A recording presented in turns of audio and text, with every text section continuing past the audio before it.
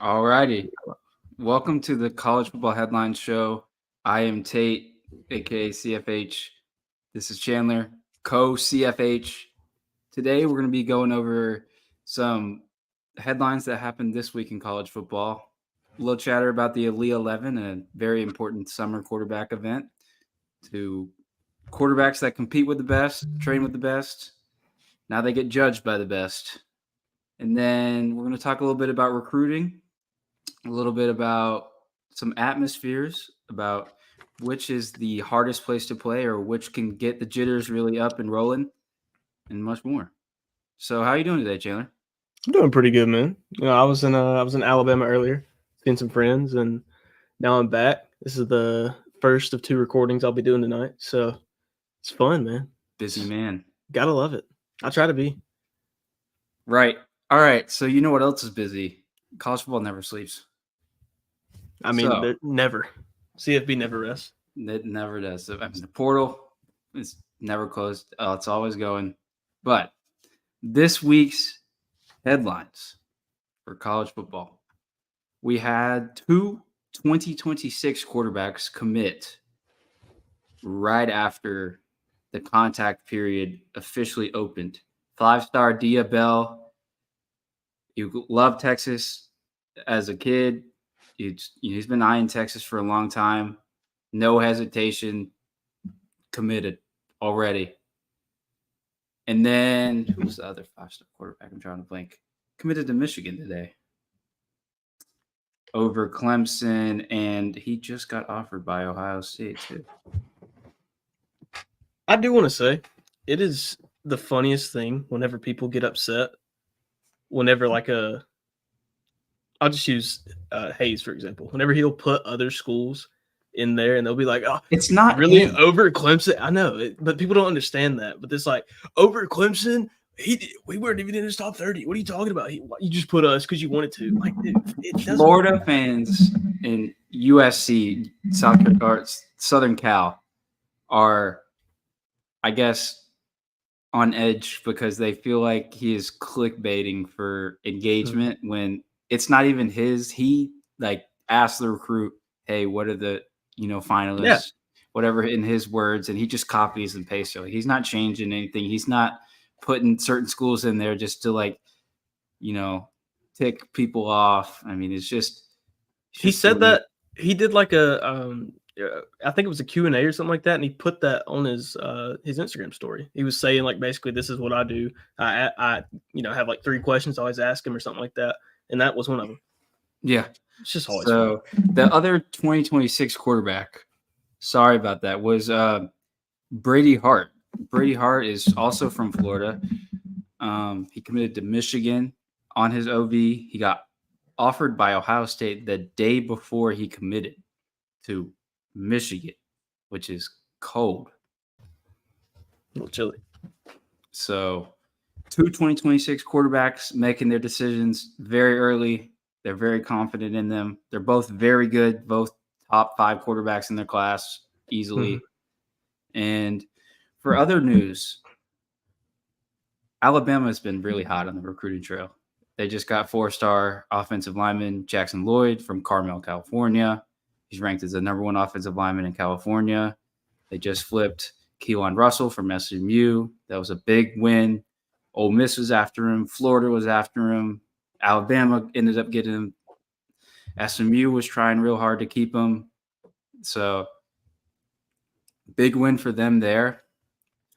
And then lastly, we just had 5-star edge Isaiah Gibson just decommit from USC. It was a lot of smoke was there that something was going to happen because he's a 5-star defensive edge and he scheduled 6 official visits and didn't schedule one to the school he was committed to. So, that raised a lot of eyebrows off the bat, but that is a little weird. Yeah. Even before, I mean, obviously hindsight's 2020, but that still was a little weird. I mean, if you're committed to a school, I mean, the least you could do is just go on your OV. Yeah, I mean, it's kind of cold if you ask me. If just telling the school you're committed to is I'm not coming on an official visit. I don't know how that went over, but he backed off his pledge to USC. Tennessee's after him. Georgia's after him. He's a Georgia native. Auburn's after him. He's got 3 more OVs to go. There's no timetable for when he will commit, but I guess Georgia and Tennessee and Auburn are the top 3, and those are the schools to look out for right now. And FSU had a big win today for them in court. So the ACC and FSU legal tug of war is still ongoing and will be ongoing for a long time. And the ACC was trying to get the case moved out of the state of Florida, or dismissed, excuse me. They were trying to get it dismissed. And Pete Nakos reported earlier, along with a couple other people, that the judge denied the ACC, their want for the case to get dismissed. I'm not the best with legal things, but that's basically all there is right now. So the ACC is a little bitter right now. It's a big win for FSU if they are to get out of the ACC with all this realignment. I think they will. So I don't know how soon, but I mean, yeah, them and Clemson both. I just don't see them being in the ACC for much longer. I mean, when you're adding teams like Cal, no disrespect to these teams, of course, but like the SMU, ACC Cal, added. Stanford. Like what are we doing? Like they're gone. It's only a matter of time. I mean, everybody knows that, and everybody's known that, but it's kind of the writing on the wall. Yeah. So, there's a lot of interesting things that are on the horizon for college football that are a long way from playing out, but they're coming. But in other words, Chandler, what do you got for us today? So it's been a pretty trendy topic to post about, and we're gonna hop on the trend. The top 5 atmospheres in college football, and I took the liberty to make our first ever graphic. It's kind of we'll see how people like it, but I got it right here. Let me pull it up. Is it visible? Quick. Yeah, I'm about to put it up. That's all that matters, man. Our top 5 atmospheres in college football by yours truly. Sorry, it's a little blurry. Blame Canva. So, number 1, I put LSU. Number 2, I put Clemson. Number 3, I put Penn State. Number 4, I put Auburn. And number 5, I put Texas A&M. And it's not, and for some of these, it's not like I'm saying like it's some wide margin. It's some of it's like picking hair or pulling hairs, but this is my kind of biased top 5. And obviously LSU. LSU's number 1. LSU's number 1, always will be. Maybe not always will be, but at least right now and for the foreseeable future. I have yet to be able to go to their stadium, but I'd love to one day. And same with Clemson. I mean, we even saw it last year where Clemson was, not the same Clemson teams that we've known. And that, like, whenever Florida State came and played Clemson, at Clemson, you could just tell that home environment was a massive factor in them staying close in that game. Because, I mean, they were not that good last year. I mean, they were all right, but they were not that good. And they still almost won that game. So shout out to Clemson. Penn State at 3. I know you had a question about this one. So what was your what was the comment? I had a couple of questions about a couple of things, but I'll add Penn State. I'll ask you about Penn State first. Penn State has the whiteout. We all know the Mo Bamba clip with I think it was Michigan or Ohio State. They had to call a timeout in the first play. The stadium was nobody could hear each other. Like, it's an all-time environment, video clip, moment, whatever you want to call it. But Penn State is like, I just don't see them as like intimidating as like they used to be. Yeah, I don't disagree with you. More so, they made it to 3 because I didn't want to seem like I'm biased to the SEC. I'm going to be honest with you. I mean, if you can't tell who I'm a fan of. But no, I would personally put Jordan Hare higher. I would too. That's what I was going to say. I feel like it would be biased for me because I've been there. I've been there twice. I've seen one win, and I've seen Cam Newton absolutely destroy us. So it's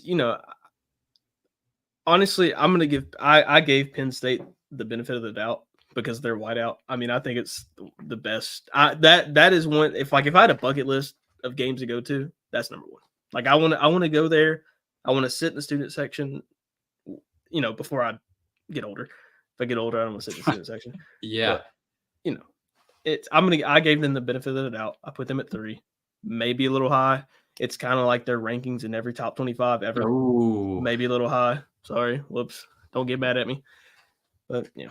But I was gonna agree with you when you said because Jordan Hare has a whole voodoo around it. Because if you look at the roster talent, they should not have been close with Alabama last year. They should not have been close with Georgia last year. And those were both especially 4th and 31 for Alabama. I mean, there's some real Jordan Hare voodoo for whatever plot of land they built that stadium on. Mm-hmm.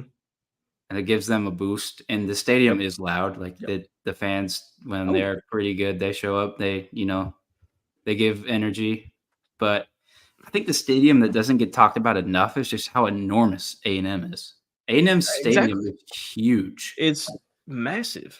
Those bleachers go back forever. Oh, yeah. And I know that they're like really corny, and I don't necessarily like some of the stuff that they do. I think it's again corny, but I have to give them their respect. Like they have a massive stadium, they show out the games, and like whenever they beat Alabama and then they almost beat them again, like that stadium plays a part in it. I couldn't tell you which game they won or which one they almost won. I can't remember off the top of my head at the current moment, but that stadium in the game, I think they won that game at home. Am I right about that?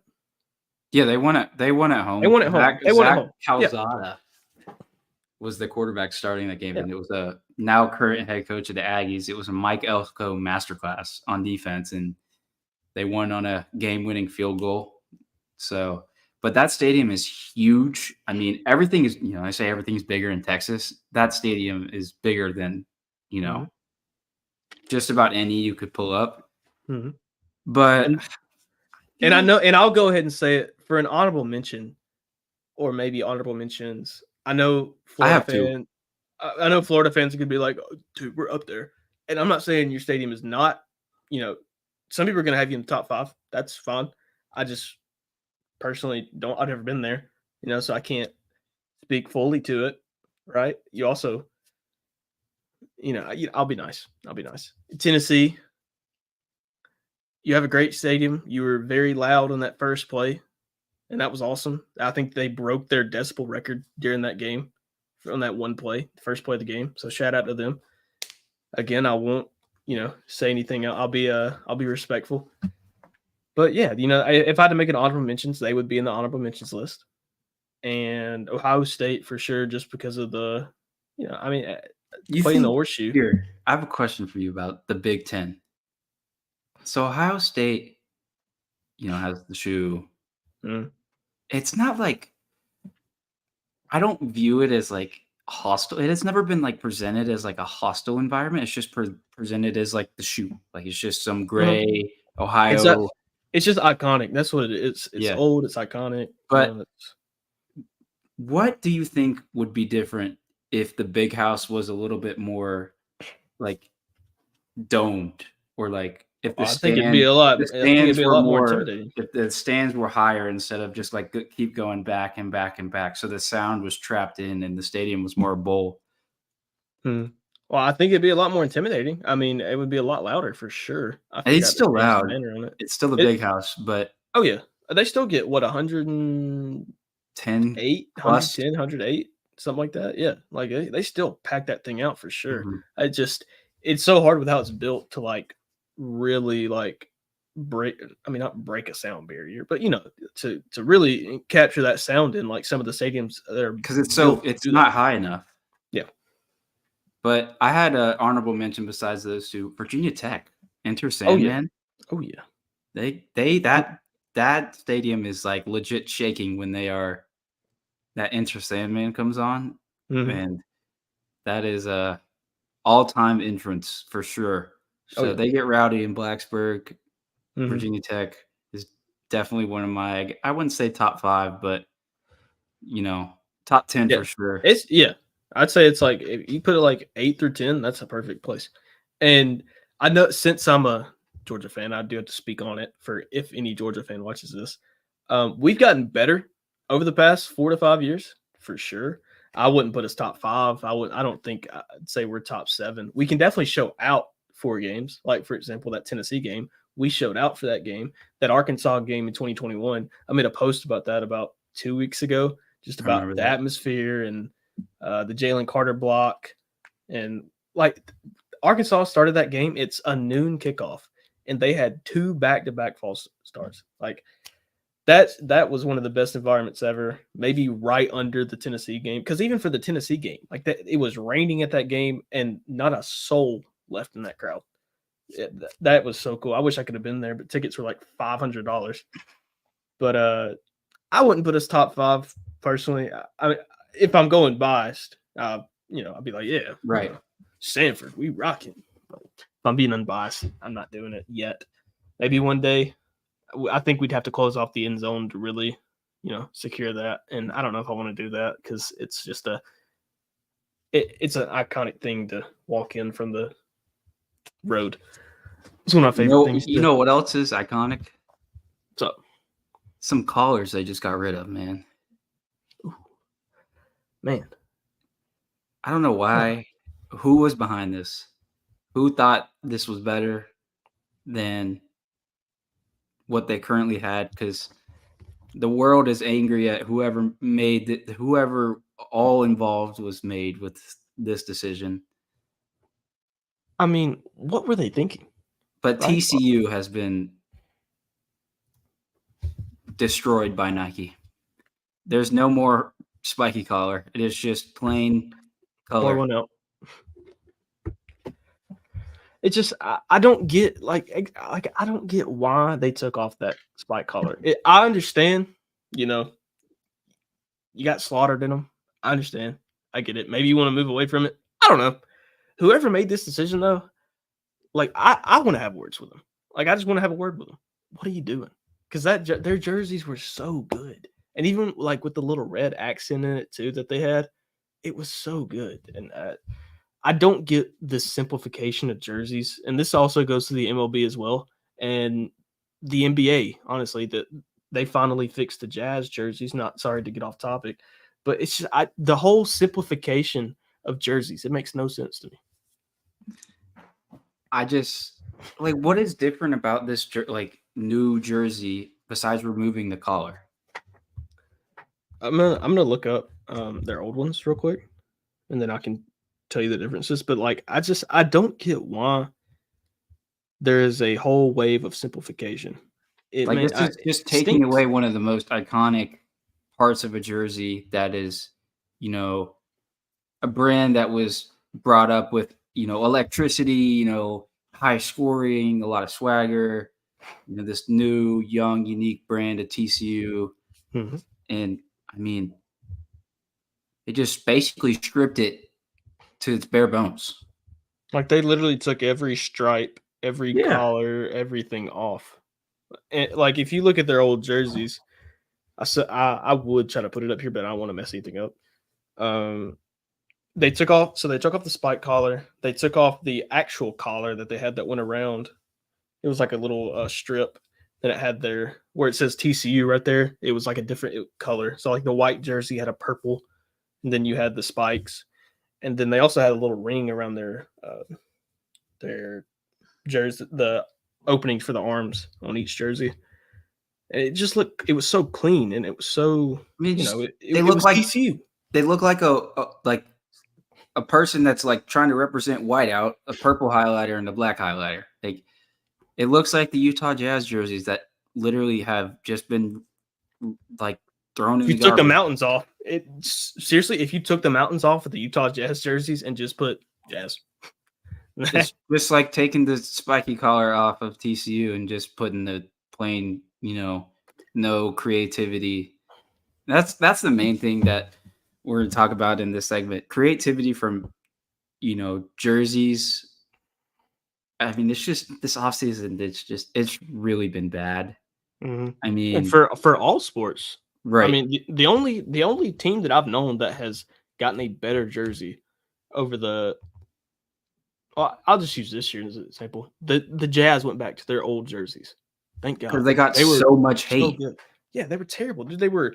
They were these black jerseys with big white and big neon green letters that said Utah and then the number. It was the most plain thing I've ever seen. I don't know who made that executive decision, but I just want to have a conversation with them. Like, what are we doing? So the other team that got a little bit swiped by some people is Baylor. Now, I don't think Baylor's uniforms are bad. I think the gray is a new version of, I guess, a previous alternate Mhm. uniform they had, but they didn't do anything new. They just added shoulder stripes. Yeah, and honestly, it looks like Oregon. I'm gonna be honest. And the main thing that a lot of people were anticipating and were trying to get excited about is Baylor had these chrome helmets that were awesome. I mean, there's that Sean Oakman picture of him, looking like 28 years older than everybody else. Pregame, yeah, like he looks just, and it's awesome chrome with the green BU. It was so cool. And like everybody was like, bring back the chrome, bring back the chrome. Nope. So there's been a shoulder stripe epidemic in college football. Minnesota did it too. Mhm. Uh, Indiana's getting some new uniforms. I don't think it's anything major. I would literally call it just a kind of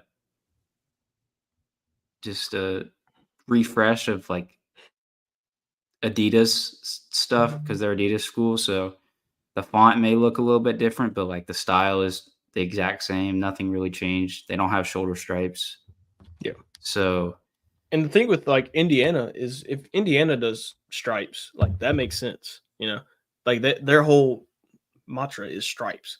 Like their basketball team has stripes. they're Not their what you not their call it? jerseys per se, but But they have yes. overalls, like Yeah, the yeah. red and white Yeah. overalls. Like Their yeah, pants.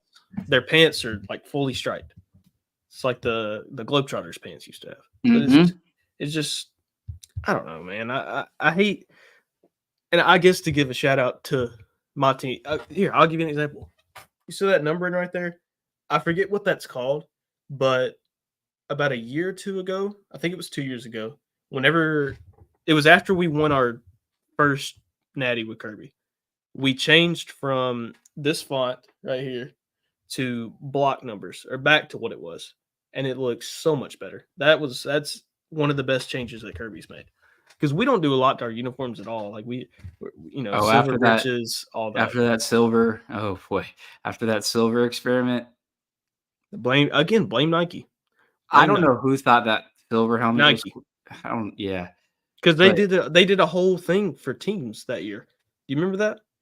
Each team, not each team, but like a lot TCU of had teams, one and it was good though. they were called were they called Vapor The jersey? Vapor Elite, Vapor Elite Vapor Elite, 2000. What year was that? I went to that Georgia Boise State game. That's why it's 14, even worse for me. 14, Wait, 15. that was 10 years ago. My lord. Time's flying, man. But no, I went to that game. So every time I see those jerseys, I remember us walking out of that stadium down the big tunnels at the old Georgia Dome. Just I miss the Georgia like Dome sometimes, I ain't gonna lie, I do too. just because like Atlanta sports teams were actually pretty good in there. Mm-hmm. Like they don't win Well, Mercedes Benz. Well, that last game, I mean, our last game was the NFC Championship, and we smoked the Packers in it. I think I was there, I but don't want to talk about what happened after. yeah, but but I mean, the most ironic part is this whole saying that these teams are getting Nike'd. Nike is in Portland, Oregon, Beaverton, Mhm. Oregon. Oregon Mhm. is like the best uniform team in the nation. So all of this just makes zero sense. Which I will say, Oregon has had a couple that weren't like They've regressed. personally, I thought they were kind of bad. but they have regressed. I'm not gonna lie. But I mean, they have so many. Like I mean, not every font is gonna hit like they want it to, and I get that. But some of them are bad. Some of them are fire. Some If of you them go are bad. look at Elite College Football on Instagram, he did a post about how the uniforms were at their peak during the Marcus Mariota era, and kind of just putting that image in people's head and looking at now, which I don't think it's too crazy of a drop off, but it's just like the creativity. Like there was more things that were like creative. Like it's just Yeah. so simple. Like people are scared to be creative now. So Georgia. bring creativity back to college football. Use your brain. You know which things aren't gonna work out, because if you go look at UGA, their silver uniforms, and put that image in front of you and say, "Don't make something like this." I guarantee you, if you have any experience making jerseys, you'll make something that's pretty good. So yeah, I'm very bummed out about this, but man, what else did we have for today? What else did we have for today? It is the Elite 11 begins. Oh, that's right. That is today. Thank you for reminding me. Of course. So the Elite 11 begins today, and that is the premier quarterback competition camp. You just kind of like hang out. It's not like, aggressively like they're competing against each other to like win and like get ahead of certain things, but they're just the Elite 11. I don't know how it was created, but they fly out 11 quarterbacks to California, and they do a series of drills, and they get graded, and it's streamed live, and it's usually the top quarterbacks in the nation. They're George McIntyre, Tennessee 5-star, is not attending because he had like stitches in his pointer finger or something minor, but it's gonna be really cool just to see all the one of the next generation, could be a next campus legend, compete and see how they're doing in high school. And also there's a couple of guys that are being given the stage at the Elite 11 to make their name, because there was a bottom three of, I wouldn't say late invites, but in just, my eyes, I didn't know who they were particularly, but it's just all around. It's good exposure. It's not toxic. It's just for them to learn and just see how a professional environment is like, because it's always eyes on you. It's just a great experience. It's a great place to make relationships with, maybe a future teammate. Sometimes, I mean, sometimes two quarterbacks go to the same school or end up at the same school. It's happened before. I couldn't tell you exact instance, but yeah, I mean, it's a great place to, if you were. So there's like what three stars going, 3 or 4. I think there was like I don't really wasn't doing it by like 3 stars. That's not what I meant, but like there was the bottom 3 people, if they are 3 stars, but I didn't know who they were. It's just as an example for those guys, like they can really, make themselves a name, especially if they want it. I mean, that's incredible for the track of their career.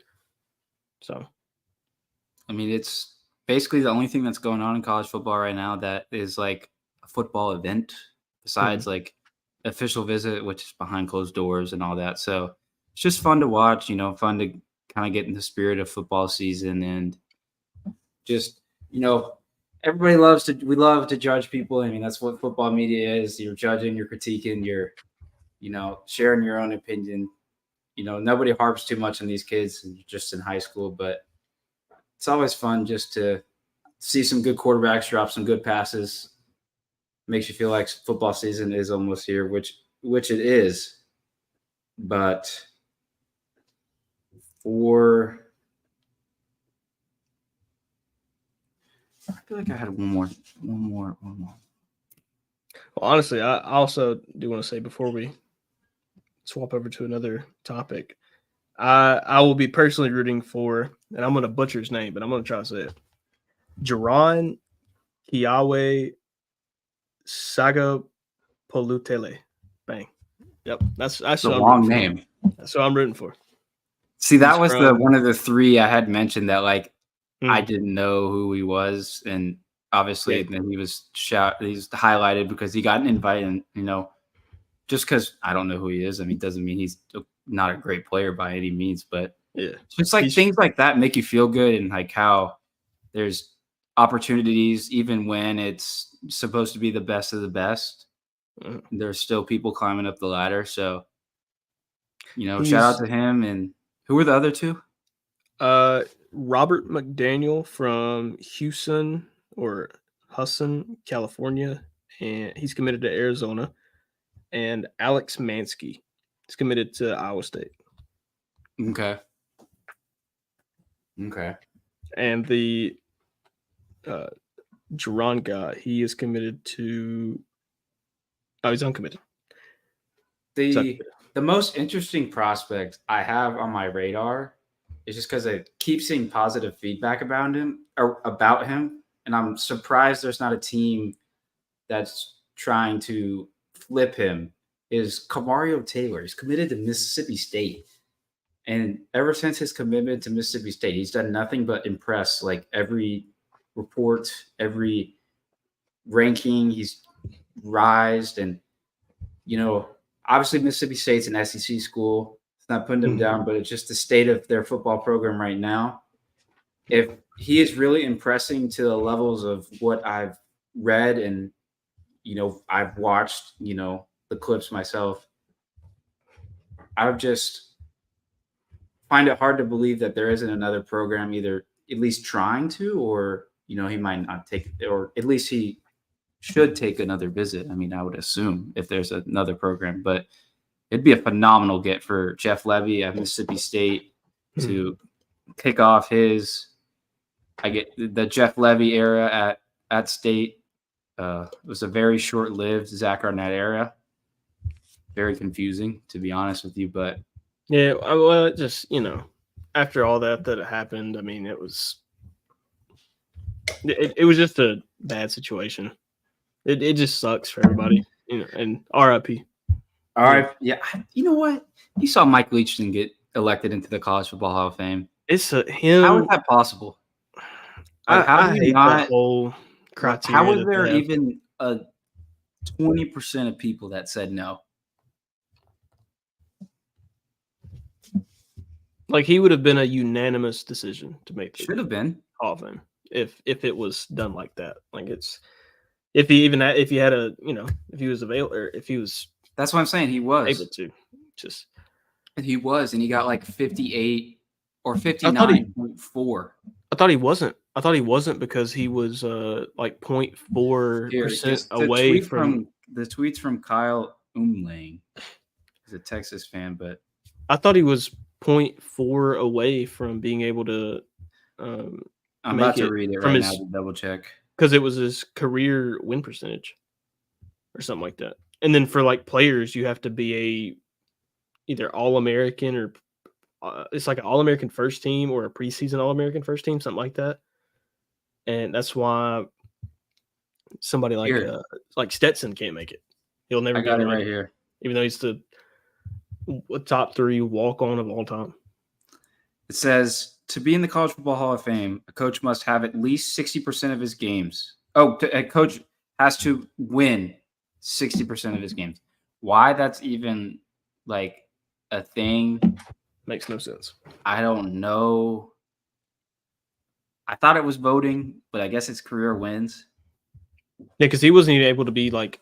Mike Leach coached in the most exotic places of all time. Mike Leach coached in Starkville, Mississippi, the woods, Pullman, Washington. I mean, that is the woods. And Lubbock, Texas, where they throw tortillas on the field. I mean, that was Mike. He was attracted to unattractive places, which is unique and awesome, which is why the air raid is unique and awesome, and he won. He lost a lot, which obviously is why his winning percentage isn't what it needs to be, but it changed the game forever. Like, it changed. Will Rogers is a great example. He's at Washington now, but you saw how much he regressed last year without Leach. Like, he did not look like himself. The air raid is truly dynamic, and it truly, is for some players, and it lets the receivers shine. So I truly feel like they should change that rule immediately, because especially with just how good of a character Mike Leach was from his interviews to just he's just a quiet, jolly dude he was. He's just a great guy, and Yeah. and he had a great career. And I don't think a winning percentage defines how great a career was. I mean, obviously, if you're like 25% win percentage, like you most likely you're not going to make it. But like he's like 0.4 away. I wish they could just make an exception or something like that. Or I wish that there were other things that you could meet to just get you by. Like if you just had a certain amount of wins, then you could be eligible. If you had a certain amount of something else, like I don't know. I just feel like I'd have to. We both have to look into like what the requirements are and like how it works. But obviously, the Pro Football Hall of Fame, Cooperstown, MLB is way different. Way different. But theirs is even worse, honestly. Yeah. I mean, they'll have years where they don't even induct anybody. That is what makes me mad. Yeah. When they have a year where nobody gets inducted, I'm like, what's the point of having one? Right. So College Football Hall of Fame is definitely, I guess, one of the simpler, more forgiving, I guess I could say, or more likely to get into, if your career is astounding or unique, like Mike Leach is. Yeah, it's kind of like the NBA. The NBA's is like a lot easier because it's just the Basketball Hall of Fame. It's not the NBA Hall of Fame. It's the Basketball Hall of Fame. So you could be you can get in different ways. Yeah, I see what you're saying. You can be a great high school and college player. You could never play a game in the NBA, and you can make the Basketball Hall of Fame. Technically. But it's just it really stinks. A lot of people were angry the other day.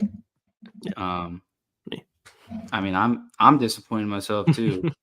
But hopefully Mike gets his spot in the Hall of Fame where he belongs. I mean, he's in the mental college football Hall of Fame just because of the air raid. And I mean, there's always something where you can just say, man, I wonder what Mike Leach would say. I wonder what random story Mike Leach would just blur out of his mouth. And it'd be the funniest thing you could probably think of. And he would like keep a straight face the whole time. Because it was just him. I mean, it was literally just him. That's Mike Leach, right? So that stinks. But on the upcoming radar, EA CFB's under 30 days away from, I guess, for everybody. Those that did not pre-order, I think they have 30 on the dot or 31. And then those that did pre-order, they get the 3-day early access.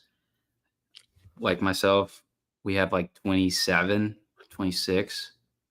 So it's been interesting. It's been very interestingly quiet. There you go. From EA, they did a 7-minute deep dive into gameplay that we talked about last episode. Was it even 7? I thought it was shorter than that. I think it may. I mean, they gave us some bullet points, but like they didn't go a lot. Like they went into detail, but they didn't do anything more than they felt like they had to, for sure. I mean, like I'm hoping we can get something. At least one. I'll ask for is at least like a little bit more guidance, so we don't kind of just don't go in blind. Well, I'm shocked that we haven't got anything like every weekend or every week, just to keep that hype for the game. Be like, oh, something new's dropping. Oh, here's something else. And then you get to the game and you're so ready to play it and boom. But I mean, we're still ready to play it. We're still hyped. I mean, it's a unique thing just for how the CFB community is and how this game has been not there for so long. But I totally missed on this earlier. It's totally my fault. This week's headlines. I forgot one. What's up? USC canceled their home and home with Oh. Ole Miss in 2025 and 2026. Meaning, the once dream job for Lane Kiffin, the Coliseum, will not be getting a return game from Lane Kiffin. It is very disappointing. Lincoln Riley, boo. Lincoln Riley runs for the hills again against the SEC. Can't get out of the LSU game week 1. Well, that's not what USC fans said. They said he didn't cancel. Hey, man. Hey, no, I'm just saying what they said. You think Lane Kiffin is saying no to a revenge return game in the Coliseum? Lincoln Riley ain't scared. You seen him against the SEC? He ain't scared. Yeah, you seen him against 2019 LSU? Lane Kiffin got a Heisman? No. I'm trying to play a USC fan. I don't know what they'd say. Fight on. But they were defending their guy today. But they were going to bat. They were.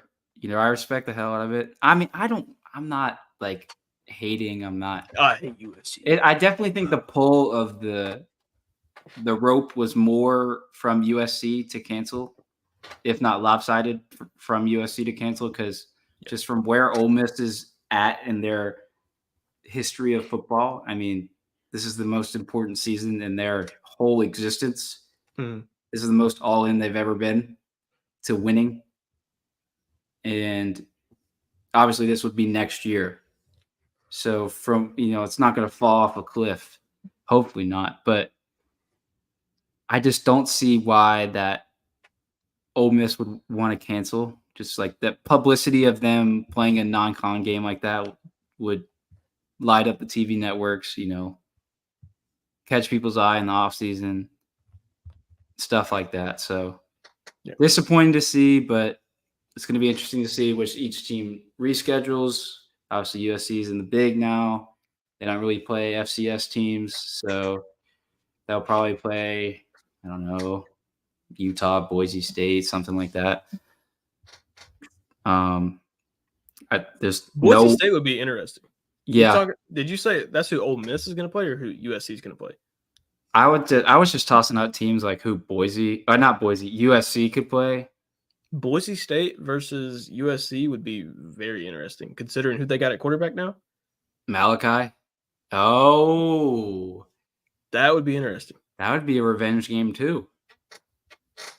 So they could still fill that in for a good game, right? So, just kind of bummed to see a unique series like that canceled. It is what it is, man. College football is changing. You can't help it. Mm-hmm. But I still got my Georgia, Ohio State, and Clemson in the same year coming up in about 8 years. So that'll be fun. I think either one of them will get canceled. Probably. Think not that it won't be the Clemson. Ryan Day's gonna run. I don't know if Ryan Day will be. Ryan Day. You know what? They canceled a game today too. I don't know if Ryan Day will be at Ohio State.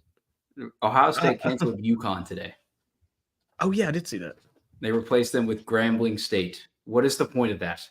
Hey, get a hitter. Get a hitter, man. I do feel good for UConn for getting out of that, just for UConn football being UConn football. But from the Ohio State point of view,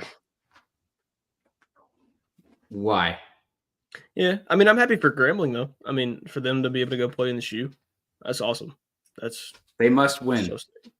If they do, and if they win, that's it. That's so good, so good. Well, that's all we really got from y'all today. College football content's coming in slowly. We're almost to the season. We are a week and a half and a fourth or something from it being the month of July. Yep. So got 67 days until Notre Dame and Florida State and Georgia Tech kickoff. I keep saying Notre Dame. That's all right. Notre Dame Northwestern was last year in Dublin. It was a snooze fest, but it got the season kicked off, and we were on the way from then. But slowly but surely we're getting there. So make sure y'all like and subscribe here on the YouTube. Follow us on Instagram at CFB Headlines. All the collaborations are with Chandler's account as well. You'll see his account in the collaborations. Follow him as well. It's at the bottom, right there. It is at the bottom as well. Follow us on Twitter at CFB Headlines and Chandler's account as well. And, daily updates on college football, just live reactions, opinions. We'll start streaming on Twitter too soon. It'll be on the College Football Headlines account. That'll be a little down the line, but at some point it'll be near the season. But like Tate said, like, subscribe, follow on both the accounts, CFB Headlines on Instagram, on Twitter, and then the same for me, Chandler, CHXNLUH on Twitter. Funky way to spell it, my way. Same as Instagram, except you add 2 underscores on both sides. And yeah, we're counting down the kickoff to college football. So be sure to follow along with us. You can suggest if you have a certain day, like 55, if you have a favorite player or something like that, or a favorite play that was 55 yards, be sure to tell us about it. We are not mean human beings. We do not bite. If you want to DM and message us and just talk football or share something, we are all for it. I'm ferocious, so watch out. No, I'm just kidding. Just kidding. I'd love to talk to anybody. So just DM us. Yeah, for sure. DM us. We'll check our requests. And yeah, thank y'all for coming out. And we'll see you next time we stream. It'll be episode 3. And I don't know what the topics will be yet. Those are normally decided a lot closer to the show. Whatever the world unfolds and whatever dominoes fall. So most likely we'll recap the recruiting just because, July. Right now we're in the last week of June. It's a huge official visit weekend for everybody before the dead period in July. There's been a lot of dominoes falling right now for the 25 and 26 class, but the Elite 11 will be over too. Yeah, Elite 11 will be over. We'll recap that and probably critique some people we have no business critiquing that can probably school us in football immediately just by looking throw at it 2 times the amount I can. Yardage wise, but that's pretty. It's all out of love. Yeah. But that's pretty much all that's going on right now. I appreciate every one of you watching the episode, tuning in. Make sure you like and subscribe. And until next time, guys. Peace. Peace.